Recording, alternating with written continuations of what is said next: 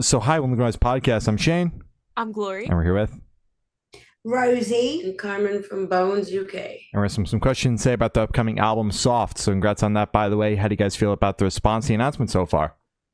It's been a really great response. Everyone seems to be really loving everything we're doing, and the best track is about to come out, in our opinion. So it's going to get even better. Hell yeah, the album fucking rocks. It is immaculate. Yes, we have. Thanks, guys. That's so sweet. Hell yeah. Of course, fucking awesome. Good. So, is there any meaning behind the album title or cover art? Yes and yes. Both of those things are really, really linked. So the whole Soft thing came about, first of all, start because I just thought it'd be a fantastic thing to have a rock album called Soft. I thought it was amazing.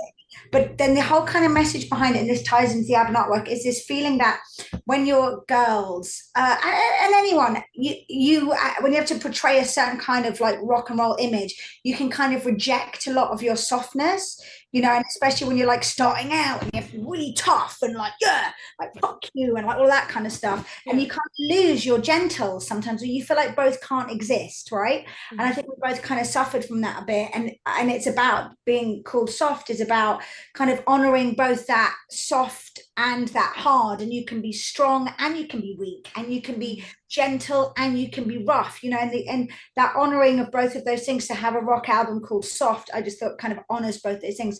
And then the album artwork is an extension of that, and that's all of the artwork, all the videos so far. It's basically like, what is the most quintessential like masculine, you know, like boy image, and it's like Batman, right? It's like boys want to be Batman, and he's like hard, and he's like, yeah. So what we tried to do is like kind of feminize, you know, make Batman feminine, and kind of what would Batman look like if he was gentle, and kind of we have tears coming down our face and stuff. So it was just playing with that, those classic masculine images, and kind of making them feel gentle. I love that. That's so fucking sick. I love that so much. Oh my god. Oh yeah. So can you guys tell us a little bit about your writing process for the album? I mean, this one has been all over the place. A lot of the times, I think it's really important, you know, that it comes from Rosie's lyrics, and you know, the meaning behind the song, and the worlds that she creates, which then give a perfect platform for you. But yeah, I mean, what was it? This one was a bit. This one was everywhere. It was over the course of like freaking ages. It was through COVID, so it was just like, you know, we were scrabbling together and trying to like make things work when we could. And you have this like visualization that during COVID you're going to like get all the songs done, but you know, we all learn a language in COVID, and then you know, human beings' emotions come into place, and you just don't think that it's ever, you know, we all didn't know the world was ever going to open up again. So the whole process of this album was all over the place. It was in Italy, it was in Texas, it was in LA, it was in Nashville, it was in London, it was everywhere in these little pockets of time we just grab, and it meant that we had the opportunity to then pick which songs we thought were the best, without having that thing, you know, when you write a new song and you're like, it's the best song I've ever written, just it's the most recent one. We actually had this space to kind of go, no, that's not actually very good, and really pick the 11 songs or 10 songs, don't remember, that are the best. We liked. Love that. So obviously it was over a long period of time. How did you guys kind of keep the motivation and the drive going to continue the record, since it was over such a long period of time? We also ended up releasing like 3 singles in the meantime, like just to keep momentum, keep doing. Like we did Ride, we did Milk and Cheap Love. You know, those were, I think, initially supposed to be part of the Boys Will Be Girls. It was supposed to be part of this record, but because there was so much time, I think we kept the momentum with that. And we had fun doing those videos, like going back to where the band started for Milk and Cheap Love. Because you know what, the album format, like some people would say, isn't like relevant anymore. So it was just toying with that, and like, I mean, which Carmen loves her because she's old school, but I kind of love albums. But it's like, you know, we just kept like a little steady stream of like content going out and songs to keep it all interesting. Gotcha, makes sense. Gotcha.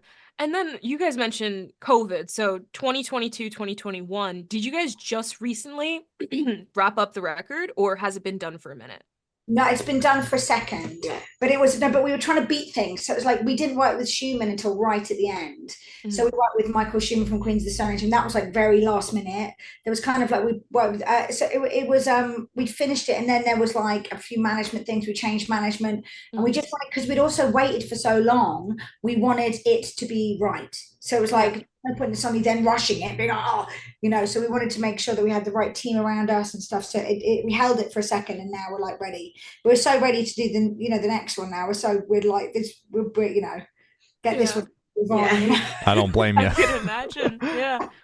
So, what song off the album took longest to write, and which one is each of your own personal favorite? The one that we messed around with quite a lot was a song called Teeth, which kept sort of like working around, because it was like, was it better to start? We kind of like backed and forth about arrangement on that one, and that took quite a long time to get right.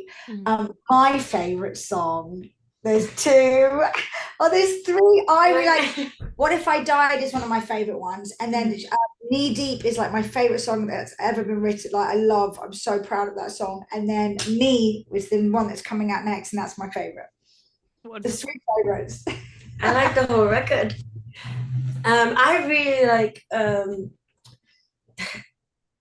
like Dopamine. Yeah, Dopamine. Because just from an artistic point of view, like Filippo had this amazing idea to do this crazy ending, which is, it's kind of, what was it, A Day in the Life, and it gives you that sense of anxiety that maybe, but I don't know, I like Fix. I like more. Oh yeah, it's fair enough. So how'd the track listing album come about? Did you guys write the opener be the opener, closer be a closer, just shuffle around and see what fits? What was that process like? It had to be the ending. Well, yeah, we knew that What If I Died had to be the ending. We knew that, and then we kind of knew that Bikinis was the beginning. Those two kind of wrote themselves. They both felt like that. Bikinis felt like a mission statement of like Bones, like opening the door into like Bones' world. It's like going to like a vampire club, and that's like, well, come on in. Yeah. That felt like that. And then What If I Died felt like kind of like reflective, and like that bit at the end of the night when you're like lying in your bed alone, just thinking, like, what the fuck is going on with my life? And then the rest, we just try and work it out like a set. Yeah, so it's like, when making a set work, it's like about, having those breaths and having too many bangers in a row, kind of like people's ears get tired. So it's like storytelling. So we just sort of sat down and worked that out like that. But those two we knew at the front and the end. Yeah, I forgot I like Us as well. Yeah, Us is really good. And that's like you were saying in the set. Yeah. A breather. Yeah, exactly. Yeah. There you go. Hell yeah. Sounds good. So would you guys be able to tell us where your headspace is at? I know this record was over the course of like 3 to 4 years, but just kind of a general feeling while creating it. All over the place. Like it was, it was really tough. We're not going to lie and be like, it was, really easy. It was so many things going on, and personal journeys for Carmen and personal journeys for me, and splitting apart, coming back together. It was a dance. It was really fucking tough. I think COVID definitely, as artists, really stretched you to everything that what you did even was it mattered at all. There was that whole thing where you're just like, what the, it just felt fucking stupid, didn't it?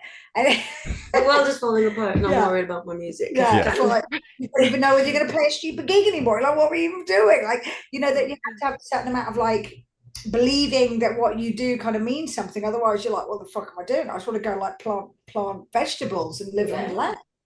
So that whole struggle was something that we were both wrestling in our own ways.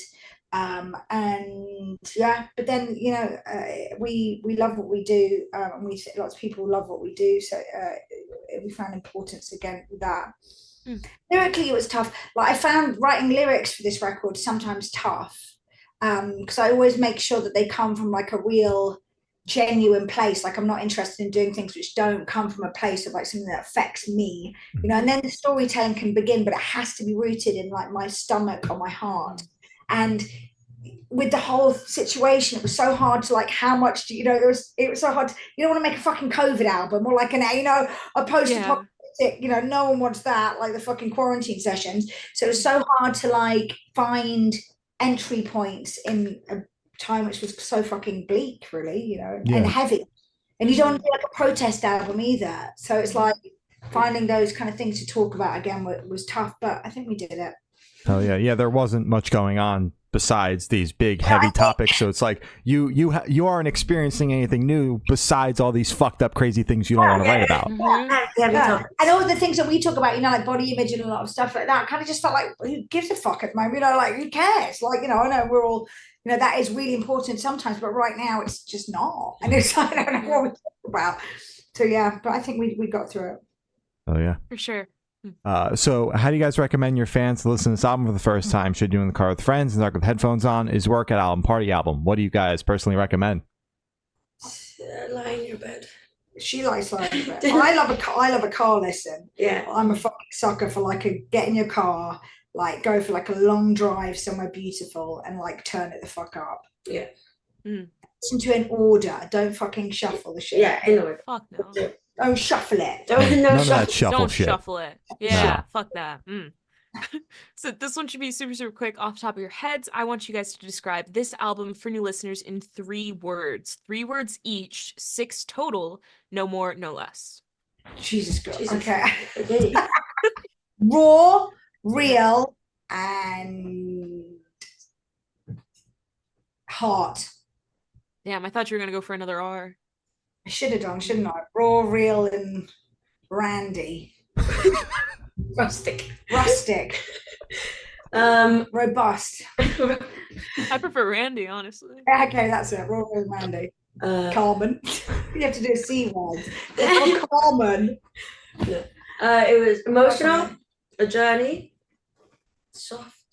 Okay. Ooh, There you go. Those are good. perfect. So in that same train of thought, is there a certain feeling or emotion you want listeners to have while going through the album? I want everyone to feel how they feel about it. I don't want to put anything or any kind of expectation on what people should feel when listening to music. I think that even with the lyrics, the most beautiful thing is when someone tells me that they have had a completely different interpretation on what I was talking about. And that is the most beautiful thing, that you can just be like the seed and people can grow whatever plants they want out of that. So Hell yeah. Aw. Respect that. Yeah, I love that. Okay. And are you guys able to touch on any particularly challenging or standout moments during the creation of this album, positive or negative? the negative was just the existential crisis sort of stuff, the just casual that. Yeah. Several of those. Yeah. Several of different incarnations. There was a really dark period in an Italian mansion.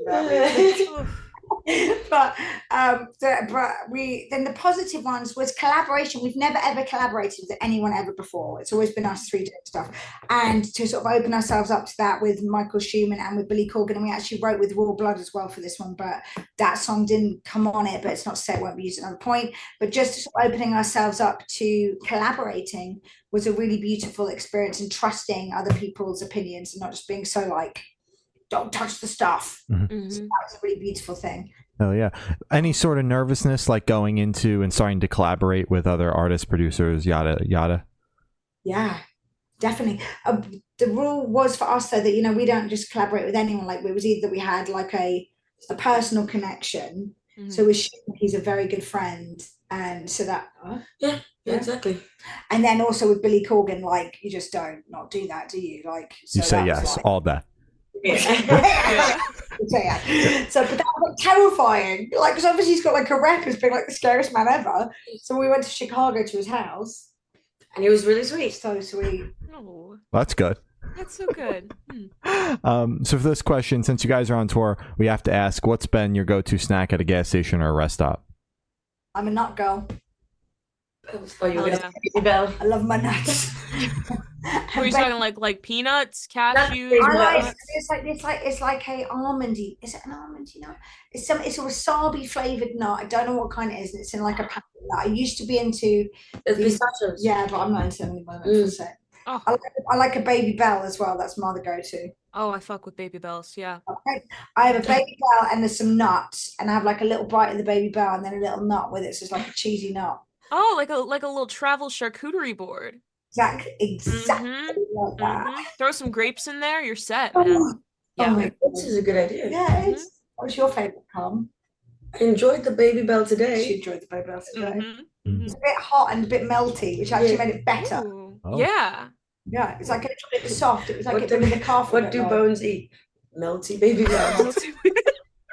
And Heavy was saying it was mozzarella. I was like, but I'm not sure it's a mozzarella. It's just No, it's a Baby Bell. It's a Baby Bell. I think it's just like Yeah. processed cheese. I don't think it can call itself a mozzarella. Not in any way, I don't think. It's like calling like a cheese string like a gorgonzola. Yeah, Exactly. It wants to be, It's but trying so hard. It's processed cheese. There's too Oh, many it's not chemicals in there to call it cheese. It's Yeah, barely yeah. cheese. It's barely cheese. Yeah. Oh my They god. can't even write cheese on the packaging, like legally, in case it's cheese. Flavored cheese like string. Right, Yeah. dude. Oh my god. Plastic. Oh, yum. And I eat it up every time. Yeah. I love Yeah, it. yeah. Mm-hmm. Mm-hmm. And on the topic of food, if the band was a dish, what dish would the band be and why? We would be, I think something robust, like a steak. Shepherd's pie, your mum's shepherd's pie. Shepherd's pie. I think like a kind of like very underdone like filet mignon. Mm. I mean like a slab of meat, quite raw, with no sides, just like that on a plate.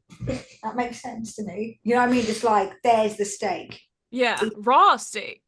Yeah, just like really like If like you, raw. she's thinking visually, okay? Just like This is you've like got a what plate, you a bare just, plate. you You've know. got a bare plate, and it's like a She made a picture. hunk of steak, Okay.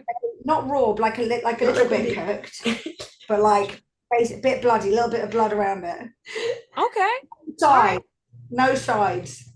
No sides. All right. I'll take it. Just that this is just a visual, okay? I want to make a T-shirt. of that. Yeah. New merch. I love it. Um, Oh my god. And for the last couple questions, going to shift completely away from music and go straight to death row. Yeah. Boom. So if you're on death row, what would your last meal be with a drink? Okay. Go on. I don't know. Spaghetti carbonara with a Barocca. Do you have Barocca here? Like a vitamin C drink. Oh, Maybe okay. Gotcha. a milkshake, actually, chucky milkshake. Ooh, Spaghetti carbonara with a chucky milkshake, and a slice of pumpkin pie. Pumpkin pie is my favorite. What's your pumpkin pie.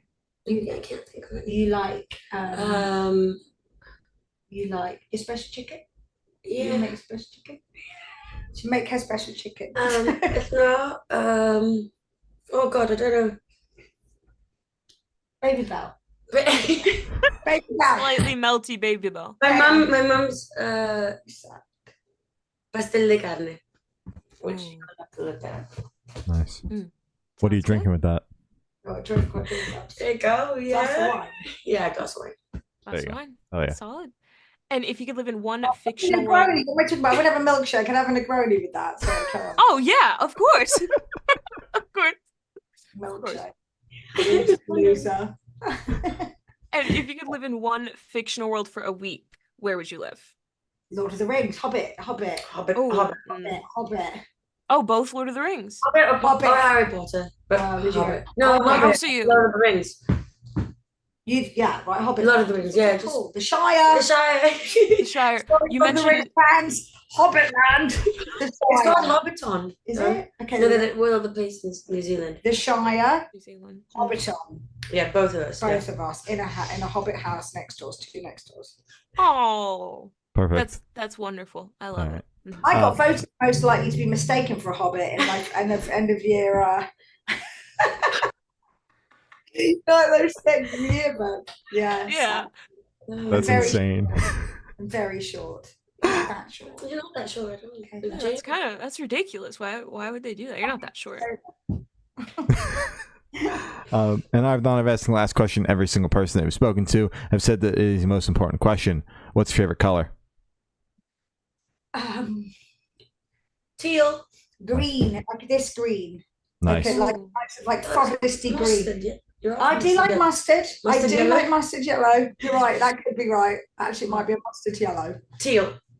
Can't be Teal, right. mustard yellow. All right. Sounds good. Wonderful. So as I said, that's all the questions we have today. Is there anything that you guys would like to plug? No. Not the tour, the album, none of it? No, can't. Just listen to the album when it comes out. That's it. It's really. All right. All right. Well, thank you for now. This guy's been Bones UK, and we have been the Good Noise Podcast.